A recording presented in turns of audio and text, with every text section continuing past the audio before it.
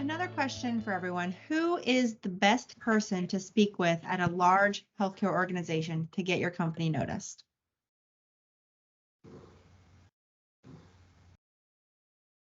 I'll go first. So for Recovery Audit Solutions, it's either the CFO, the CMO, or the COO.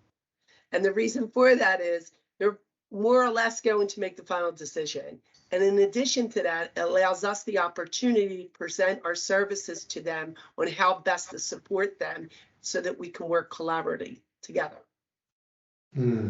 For Command, I can say that regardless of who we're selling to, whether it's member communications, provider communications, individual projects, the IT team needs to be in every discussion. Technology is the decision maker for a lot of these initiatives. And without them signing off, it does not happen. So we are always trying to focus on the technology folks. Yeah, I think similar to Gary, we've found that really every single health plan sale is a complex sale. And there are more people who can squash a deal than there are people who can sign off on a deal. So I think part of the art of selling to health plans is like trying to figure out what the version of the people map and the decision maker map is for the particular prospect, and how do you make sure that you're touching the folks that can actually make the decision and managing the folks that can shut it down. It's so hard to find those decision makers, though, because very often I came from one of the big health plans, and someone would go out to be a regional vice president of that area where the vendor's selling, and that person, loves the idea and wants to work, but they're really not a decision maker at all. Yeah. And they can be the biggest cheerleader, and they can have continued conversations, and you could draft up how this is going to work with your big health plan. But at the end of the day, that person you're talking to, even regardless that they have an executive title, really doesn't have much influence over signing the check to getting that business. And it's just it becomes, I see it all the time with a lot of our clients. You get very excited, you're speaking, but you're just speaking with the wrong people. Yeah, well said. Yeah. I'm surprised nobody has talked about the compliance officers. Yeah. So many things that we propose has a significant compliance component to it.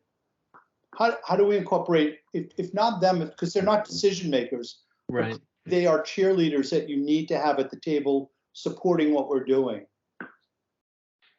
It's interesting because compliance officer, as a compliance officer, I realize very seldom a cheerleader, but I do. If you have a compliance solution, I think the argument is actually to the CFO and of the costs you're going to save if it's not done based on sanctions and regulatory penalties and those. So it becomes not really an issue of compliance. I mean, dare I say this as a compliance officer, this is one of the realities, but it's not really about keeping compliance. It's about trying to avoid those angry letters from your regulator that actually have a fee associated with it.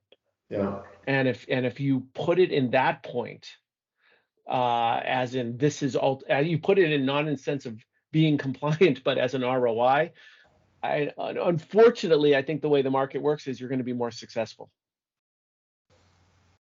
Interesting.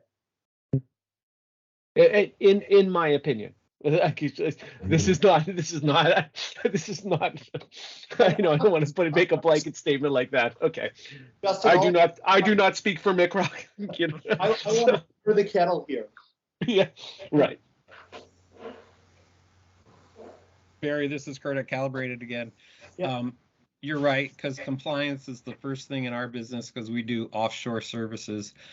Compliance is the first one to say, oh, no, we're not allowed to. And definitely with CMS, you are allowed to. And but there are some laws about offshoring, varies by state. But we do a lot of business in California. And the first thing we have to overcome is the compliance officer saying you're not allowed to do offshore business in California. And you just have to declare it. But it's the first thing we run into. Interesting. So you speak to the need to do homework on the client before you go to the client. Right. You understand what their business model is, their operating environment, some of the key constraints that they operate under. Exactly. Understanding the market in which they operate is key as well. Anything else? Compliance people love to say no too. Yeah. Anything, they're very risk averse, and so they just want to say no. I think that was probably who David was thinking about. They're on the Deal list. squashers. I will say in our work, we find that maybe thank goodness that it doesn't tend to be compliance led. It doesn't mean you can ignore compliance and that you don't need to bring them into the fold and, you know, bring them along for the process. But I think because we're so much in the pure innovation space that you just have to get a business champion. And I know the question earlier is it tends to come from marketing or actually analytics.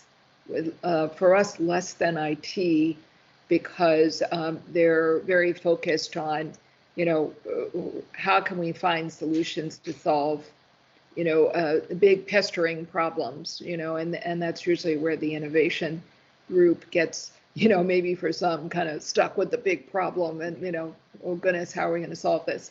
But that's been our route in, and then usually bringing compliance into the fold, you know, once we get that far.